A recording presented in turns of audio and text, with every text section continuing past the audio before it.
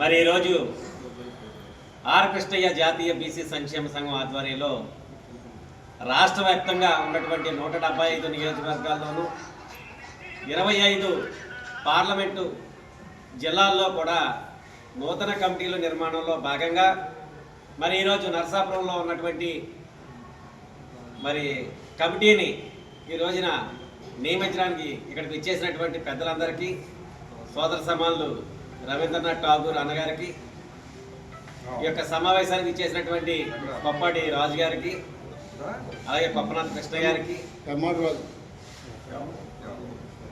అలాగే బస్వాని నాగమణి గారికి పెమ్మాడి నాగరాజు గారికి అందరికీ కూడా ముందుగా నా యొక్క అభినందనలు తెలియజేసుకుంటూ మరి అదేవిధంగా ఇక్కడికి ఇచ్చేసినటువంటి సమావేశానికి ఇచ్చేసినటువంటి నా సోటి బీసీ సోదర సోదరులందరికీ కూడా ముందుగా శిరస్సు వచ్చి పాదాభివందనాలు తెలియజేసుకుంటున్నాను. సోదరులారా, స్వాతంత్రం వచ్చి మరి 77 సంవత్సరాలు పూర్తవుతున్నా సరే ఈ యొక్క బడుగు బలహీన వర్గాల్లో పుట్టినటువంటి మనం ఇంకా అడుక్కునేటటువంటి స్థాయిలోనే ఉండిపోయాం. ఈ యొక్క దేశంలో ఉన్నటువంటి ఈ యొక్క బడుగు బలహీన వర్గాలకు మరి దిక్సూచిగా మరి ఈ రోజున దేశ ప్రధాని కూడా బీసీగా ఉండడం మనందరం కూడా చాలా గర్వించుకోదగ్గ విషయం. ఎందువల్లంటే ఈ యొక్క బడుగు బలహీన వర్గాలకి పల్లకీలు మోసే చోట కాదు, శాసనాలు చేసే చోట మనకి స్థానం కల్పించమని ఎప్పటి నుంచో మనం ఆర్ కృష్ణయ్య గారి ఆధ్వర్యంలో 35 సంవత్సరాల నుంచి చట్టసభలలో బీసీలకు 50% రిజర్వేషన్లు కల్పించాలనేటటువంటి డిమాండ్ ఏదైతే ఉందో మరి గత 35 సంవత్సరాల నుంచి అన్న ఆర్ కృష్ణయ్య గారి పోరాటం, మరి అందులో 25 సంవత్సరాల నుంచి నేను కూడా భాగస్వామిని అవ్వడం, ఈ యొక్క కార్యక్రమం ఏదైతే ఉందో మరి అది ఈ రోజున మరి చివరి దశకు వచ్చింది. ప్రధాని మోదీ గారు హామీ ఇవ్వడం జరిగింది. చట్టసభలలో బీసీలకు రిజర్వేషన్లు కల్పించేటటువంటి ఏర్పాటు చేయడానికి దానికి కావలసినటువంటి మెటీరియల్ అంతా కూడా తయారు చేస్తున్నారు. మరి అదేవిధంగా మనల్ని కూడా ఆయన అన్నది ఏంటంటే, మీరు ఎక్కడ ఉద్యమాలు తగ్గించొద్దు, మనం ఉద్యమం ఉధృతంగా చేస్తేనే నేను పైనుండి వాళ్ళు చేస్తున్నారు కాబట్టి వాళ్ళకి మనం న్యాయం చేయాలనేటటువంటి ఆలోచనతో నేను మాట్లాడడానికి ఉంటుంది. ఏకపక్ష నిర్ణయాలు తీసుకోవడానికి ఉండదు కాబట్టి మీరందరూ ఉద్యమాలు బలంగా చేయాలని ఆయన పిలుపునివ్వడం జరిగింది.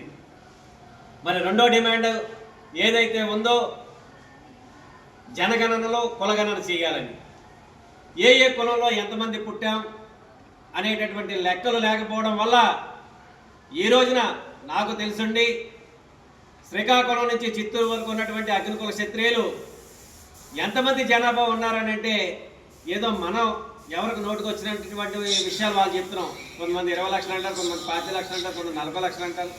వాస్తవంగా మనం ఇంతమంది ఉన్నామనేటటువంటి విషయం బయటికి రావటం లేదు. మరి అదేవిధంగా ఈ యొక్క రాష్ట్రంలో మరి మొన్న గవర్నమెంట్ వారు ప్రకటించినటువంటి గౌరవ ముఖ్యమంత్రి వర్యులు నారా చంద్రబాబు నాయుడు గారు మరి యాదవులు 25 లక్షల మంది ఉన్నారు ఈ రాష్ట్రంలో అని ఆయన ప్రకటించడం జరిగింది. మరి అదేవిధంగా అగ్నికుల క్షత్రియులు అని కాకుండా మత్స్యకారులు అని చెప్పేసి అన్నారు. అంటే మత్స్యకారులు అంటే 14 రకాల శాఖలతో మనం ఉన్నాం. ఈ 14 శాఖల్ని కలిపేసి మత్స్యకారులు అనేటటువంటి పేరు పెట్టడం వల్ల మనం అక్కడ మైనస్ అవుతున్నాం. కానీ వాస్తవంగా ఈ యొక్క సముద్ర వేట చేసేటటువంటి గంగపుత్రులు ఎవరైతే ఉన్నారో వాళ్ళందరూ కూడా అగ్నికుల క్షత్రియుల కింద మరి క్యాస్ట్ సర్టిఫికేట్ తీసుకునేటప్పుడు కూడా మనం అగ్నికుల క్షత్రియులు అని రాయించుకోవాల్సినటువంటి అవసరం ఎంతైనా మన మీద ఉంది. అది లేకపోవడం వల్ల ఈ రోజున మనల్ని మత్స్యకారులు అంటున్నారు. అంటే 14 విభాగాలుగా ఉన్నటువంటి మనం ఏ కులంలో పుట్టామో కూడా మనకు తెలియనటువంటి పరిస్థితి. దానివల్ల మనం ఎంతో నష్టపోతూ ఉన్నాం.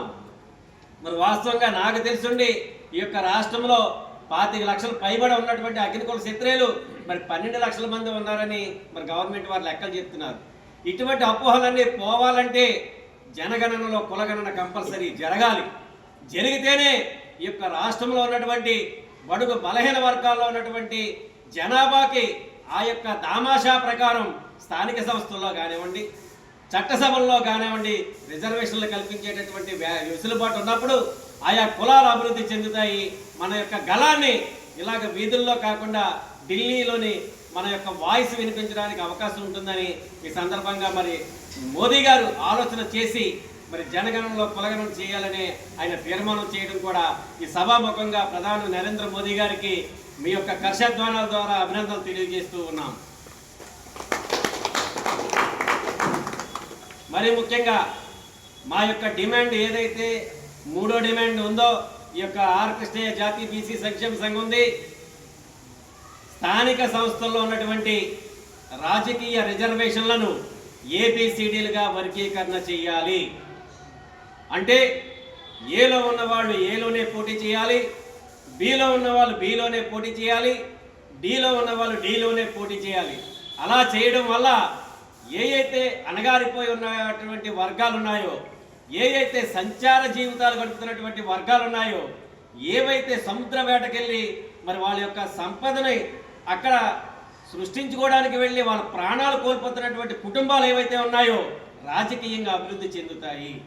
వాళ్ళ అభివృద్ధి చెందిన నాడే మన యొక్క కుటుంబాలు బలోపేతం అవుతాయి, సంఘంలో మనకంటూ ఒక గౌరవం పెరుగుతుంది. కాబట్టి స్థానిక సంస్థల రిజర్వేషన్లను ఏబిసిడీలుగా వర్గీకరణ చేయాలని మరి మూడో డిమాండ్గా మేము రాష్ట్ర వ్యాప్తంగా కాదు దేశవ్యాప్తంగా మరి మేము ఉద్యమాన్ని ఉధృతంగా చేస్తూ ఉన్నాం. మరి నాలుగో డిమాండ్ ఏదైతే ఉందో ఉద్యోగస్తులకు సంబంధించి క్రిమినల్ చట్టం దాన్ని తొలగించాలి. మరి దానివల్ల ఉన్నటువంటి ఉద్యోగాల్లో ఉన్నటువంటి వారు కాకుండా చిన్న చిన్న ఉద్యోగస్తులు అంటే 4వ తరగతి ఉద్యోగస్తులు బాగా నష్టపోతున్నారు. ఈ క్రిమినల్ని ఎత్తివేయాలని చెప్పేసి 4వ డిమాండ్గా మేము ఈ రాష్ట్ర ప్రభుత్వాన్ని కేంద్ర ప్రభుత్వాన్ని కూడా కోరడం జరిగింది. మరి యొక్క రాష్ట్ర ప్రభుత్వంలో ఉన్నటువంటి ముఖ్యమంత్రి వర్యులు గౌరవనీయులు నారా చంద్రబాబు నాయుడు గారు, పవన్ కళ్యాణ్ గారు సానుకూలంగా స్పందించి మరి ప్రధాని నరేంద్ర మోదీ గారికి కూడా ఈ విషయం మీద అక్కడ కూలంకుషలంగా చర్చించారు. మనకి రానున్న రోజులన్నీ కూడా ఈ యొక్క బీసీలు లేనిదే ఏ పార్టీ లేదు, ఈ బీసీలు లేనిదే ఏ పార్టీ నిలబడదనేటటువంటి విషయాన్ని వాళ్ళు గ్రహించారు. కాబట్టే మనకి ఈ రోజున ఇన్ని అవకాశాలు కల్పిస్తూ ఉన్నారు. వీళ్ళు ఇచ్చేయన్నీ కూడా మనకి ఏడ్చేవాడికి చాక్లెట్ బిస్కెట్ ఇచ్చినటువంటి సందర్భమే తప్ప పూర్తి న్యాయం అయితే మనకి జరగట్లేదు. పూర్తి న్యాయం మనకి జరగాలంటే కంపల్సరీ మనకి రాజకీయ చట్టసభల్లో రిజర్వేషన్లు కల్పించాలి. ఈ యొక్క రాజకీయ రిజర్వేషన్లు కల్పించిన నాడే ఈ యొక్క నర్సాపురం నియోజకవర్గంలో మరి అన్న నాయకర్ గారు ఇక్కడ పోటీ చేసి గెలుపొందారు. అలాగే రేపన్న రోజుల్లో మరి శ్రీకాకుళం నుంచి చిత్తూరు దాకా మరి అగ్నికుల చిత్రేలకి 10 ఎమ్మెల్యే టికెట్లు వస్తాయి. అలాగే యాదవులకి ఒక 20 సీట్లు వస్తాయి. అలాగే గౌడ సెట్టిబల్జీలకి 15 సీట్లు వస్తాయి. అలాగే కుమ్మరి, నాయి బ్రాహ్మణ, విశ్వబ్రాహ్మణ, రజిక లాంటి కులాలన్నీ కూడా అభివృద్ధి చెందుతాయి. ఒకవేళ పోటీ చేసేటటువంటి అవకాశం వాళ్ళకి లేకపోయినా ఈ యొక్క స్థానిక సంస్థల రిజర్వేషన్లతో పాటు చట్టసభల రిజర్వేషన్లు పెట్టినాడు ఎమ్మెల్సీల కింద, అలాగే రాజ్యసభ సభ్యుల కింద వెళ్ళేటటువంటి అవకాశం ఉంది. కాబట్టి ఇంత ఉధృతమైనటువంటి పోరాటం మరి గ్రామాల నుంచి మేము చేసుకుంటూ వెళ్తున్నాం. దానికి ఈ యొక్క నర్సాపురం పట్టణం కాకుండా నర్సాపురం నియోజకవర్గం కూడా మా వెన్నంటే ఉండి నడుస్తున్నందుకు, ముఖ్యంగా ఇక్కడ ఉన్నటువంటి నాయకులందరూ కూడా మాకు సహకరిస్తున్నందుకు, ఈ సంఘాన్ని బలోపేతం చేస్తున్నందుకు మీ అందరికీ కూడా పేరు పేరున పాదాభివందనాలు తెలియజేసుకుంటూ ఉన్నాను. మరి ముఖ్యంగా మరి అన్న నాయకర్ గారు పోటీ చేసినప్పుడు మేము 4 రోజులు 3 రోజులు ఇక్కడ ప్రచారానికి వచ్చాం. ఇండివిజువల్ ప్రచారం.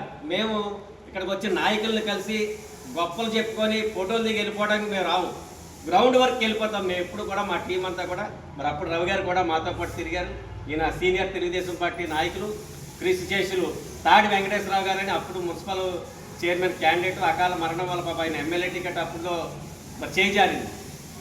వారు బామతి గారు ఈయన తెలుగుదేశం పార్టీ అంటే పిచ్చ. ఇటువంటి నాయకులు అందరం కూడా మేము వచ్చి నాయకుడి గారి విజయానికి మా సాయి శక్తుల మా సంఘం తరఫున మనం చేయాల్సినవన్నీ కూడా చేసి వెళ్ళాం. అంటే ఇక్కడ ఎవరు పోటీ చేస్తున్నారు అనేది కాదు, మన బీసీలు పోటీ చేస్తున్నారా లేదా, ఆ బీసీ ఎవరైనా సరే మనం గెలిపించుకోవాల్సిన బాధ్యత ప్రతి ఒక్క కులం మీద ఉంది.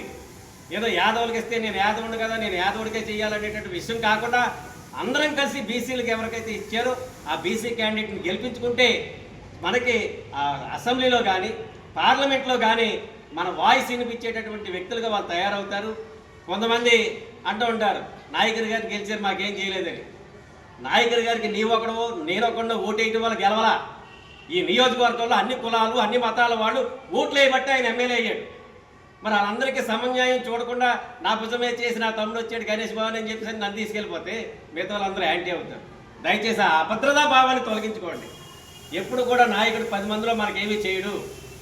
మనకి ఏదైనా పర్సనల్ పని ఉంటే ఆయన ఇంటికి వెళ్ళిపోయి లేదా ఆయన ఒంటరిగా ఉన్నప్పుడు వెళ్ళి మనం పని చెప్పి చేయించుకోండి. మన నాయకుల్ని ఎప్పుడు కూడా ఒక స్థాయిలో ఉన్న వాళ్ళని మనం అగౌరవపరచొద్దు. దయచేసి మన వల్ల మనం ఏమైనా చేయకపోయినా పర్వాలేదు, కానీ మన వల్ల ఆయనకి కీడు జరగకుండా ఉంటే మంచిది. అంటే ఆయననే కాదు, ఏపీసీ నాయకుడైనంతే. రేపొద్దున పక్కన పీతాని సత్యనారాయణ గారు అవ్వచ్చు, ఆ పక్కన కారుమూరి నాగేశ్వరరావు గారు అవ్వచ్చు, లేదు ఇంకొక వ్యక్తి అవ్వచ్చు. ఎవరైనా సరే మన బీసీ నాయకులే కాబట్టి వాళ్ళని మనం గౌరవించుకొని, మీకు అగ్ర కులాల్లో ఉన్నటువంటి నాయకుల దగ్గర, ఎమ్మెల్యేల దగ్గర, ఎంపీల దగ్గర మనం నేర్చుకోవాల్సిన విషయాలు చాలా ఉంటాయి. అవి ఏంటంటే పబ్లిక్లోనే ఎస్సీ ఎస్టీ బీసీలు మైనార్టీలు పక్కన పెట్టుకుంటారు వాళ్ళు. మరి వాళ్ళ గదిలో ఉన్నప్పుడు వాళ్ళ కులస్తులందరినీ రమ్మని వాళ్ళకి కావాల్సినవన్నీ కూడా దొడిదారి చేసేస్తూ ఉంటారు. అది మనం అలవర్చుకోవాలి. నేను అడిగాను నాయకుడు గారు నాకు చేయలేదని పబ్లిక్లో మనం ఆయన తిట్టకూడదు. మనకి ఏ పని ఉందో డైరెక్ట్ ఇంటికి వెళ్ళిపోవాలి. మనం ఆయన కుటుంబ సభ్యులు, మన బయట వాళ్ళం కాదు. ఆయన అన్నదమ్ములు ఒకలం. మనం ఇంటికి వెళ్ళిపోయి చేయించుకునేటటువంటి వెసులుబాటు మనం కల్పించుకోవాలి. ఎప్పుడు కూడా మన నాయకుడిని మనం తక్కువ చేసుకోవడం వల్ల మనం ఇబ్బందులు పాలవుతామే తప్ప, సపోజ్ నేనే ఉన్నాను, నేను ఎక్కడికైనా వెళ్తే మీ బీసీలు అందరూ కలరంటారు. ఇక్కడ నా కులంలో ఎవరు లేరే, మరి ఎందుకు కలిసాం అందరూ? ఒక జెండా ఉంది, మనకు ఎజెండా ఉంది ఇక్కడ, దానికి ఒక పునాది ఉంది కాబట్టి మనం అందరం కలిసాం. అలాగే ఆ పునాది ఆయన వేసుకున్నాడు అక్కడ ఎంతో కష్టపడి. ఒక సంవత్సరం ఓడిపోయినా ఇంకొకసారి ఆయన గెలిచి మనందరికీ ఆదర్శంగా నిలిచాడు. ఈ రోజున ఈ యొక్క నరసాపురం నియోజకవర్గంలో మరి అగ్ర కులాలకే ఇక్కడ సీట్ ఇస్తే గెలుస్తుంది అనేటటువంటి స్థాయి నుంచి అఖిల కుల క్షత్రియులకు ఇస్తే గెలుస్తారు అనేటువంటి స్థాయి తీసుకొచ్చినటువంటి వ్యక్తి నాయకుడు గారని ఈ సందర్భంగా నేను సగర్వంగా చెప్తున్నాను. అటువంటి వ్యక్తుల్ని మనం వెన్నంటే ఉండి, మరి అన్న రవీంద్ర ఠాగూర్ గారు మరి ఏఎంసీ చైర్మన్ చేసినప్పుడు నేను వచ్చాను ప్రమాణ స్వీకారాన్ని. మరి అదేవిధంగా మన మోపిదేవి వెంకటరమణ గారు ఇక్కడ ఏఎంసీలో ఏదో కార్యక్రమం పెడితే అప్పుడు కూడా అన్న ఆహ్వానించారు. అంటే పార్టీలు వేరైనా వ్యక్తిగతంగా మన కులస్తులు వచ్చినప్పుడు, మన బీసీలు వచ్చినప్పుడు మనం వ్యక్తిగతంగా వెళ్ళి కలవడంలో తప్పు లేదు. ఈ రోజున ఇక్కడికి చాలామంది వచ్చారు, వివిధ పార్టీల నుంచి వచ్చి ఉంటారు, వివిధ మతాల నుంచి వచ్చి ఉంటారు, వివిధ కులాల నుంచి వచ్చి ఉంటారు. కానీ మన ఎజెండా బీసీ. ఈ బీసీ అనే నినాదం ఉంది కాబట్టి మీరు అందరూ ఇక్కడికి వచ్చారు, లేకపోతే రారు. మనకెందుకు ఆడెవడొచ్చాడు సోల్ జీవితం వెళ్ళిపోతారు అనుకుంటారు. అందుకోసం మనందరం కూడా ఐకమత్యంగా ఉందాం. ఈ యొక్క ఆంధ్రప్రదేశ్ రాష్ట్రంలో 10 సీట్లను అఖిల కుల క్షత్రియులు సాధించుకునేటటువంటి విధంగా ఈ యొక్క ఆర్కెస్ట్రా జాతీయ బీసీ సంక్షేమ సంఘం ఎప్పుడు కూడా మీ వెన్నట్టే ఉంటుందని మరొక్కసారి తెలియజేసుకుంటూ, మరి ఈ రోజున ఇక్కడ మరి కొత్తగా కమిటీని నియమించడానికి ఇచ్చేసాం కాబట్టి వాళ్ళ యొక్క పేర్లన్నీ కూడా చదివి వారిని సాధారణంగా ఈ యొక్క సంఘంలోకి ఆహ్వానించి ఉద్యమాన్ని మరింత బలోపేతం చేసి మన గౌరవాన్ని మనమే నిలబెట్టుకోవాలి. మరి గత ప్రభుత్వంలో కూడా మనకి చాలా అన్యాయం జరిగింది, చాలామంది నష్టపోయాం. ఎందువల్ల నష్టపోయామంటే 34% ఉన్నటువంటి స్థానిక సంస్థల రిజర్వేషన్లను 24% కుదించేశారు. అంటే ఈ యొక్క రాష్ట్రంలో ఉన్నటువంటి ఈ బడుగు బలహీన వర్గాలకు సంబంధించి 18,000 మంది ప్రజాప్రతినిధులకు అన్యాయం చేశారు. వాళ్ళందరూ కూడా మన అన్నదమ్ములే, మన అక్క చెల్లెళ్ళే. మనము నష్టపోయాం. వాళ్ళు ఉన్నటువంటి పదవులన్నీ కూడా ఆయా సామాజిక వర్గాలకు, వాళ్ళ సొంత సామాజిక వర్గానికి కట్టబెట్టుకున్నారే తప్ప ఈ యొక్క బడుగు బలహీన వర్గాలకు మాత్రం చేసింది ఏమీ లేదు. పైకి ఆ కార్పొరేషన్లు పెట్టామని, బీసీలకు ఇన్ని సీట్లు ఇచ్చాం అన్ని సీట్లు ఇచ్చామని చెప్పుకోవడమే తప్ప వెన్నంటే ఉన్నటువంటి బీసీలకు వెన్నుముక విసేసినటువంటి మరి గత ప్రభుత్వాలన్నింటినీ కూడా మనం దూరం పెట్టాం. కాబట్టి ఎప్పుడైనా సరే ప్రజాప్రభుత్వంలో మనందరం కూడా మన హక్కుల్ని కాపాడుకుందాం. మనకు రావాల్సినటువంటి వాటాని మనం విజ్ఞప్తుల ద్వారా మన హక్కుల్ని మనం సాధించుకుందామని తెలియజేసుకుంటూ, ఇంతటి చక్కటి సదవకాశాన్ని నాకు ఇచ్చినటువంటి మరి ఇక్కడికి ఇచ్చేసినటువంటి నా బీసీ సోదరులందరికీ కూడా మరొకసారి నా యొక్క అభినందనలు, శుభాశీస్సులు తెలియజేసుకుంటూ సెలవు తీసుకుంటున్నాను.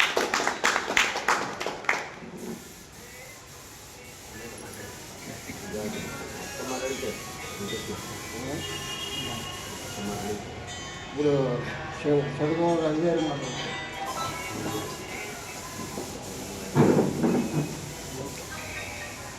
కట్ చేస్తాను.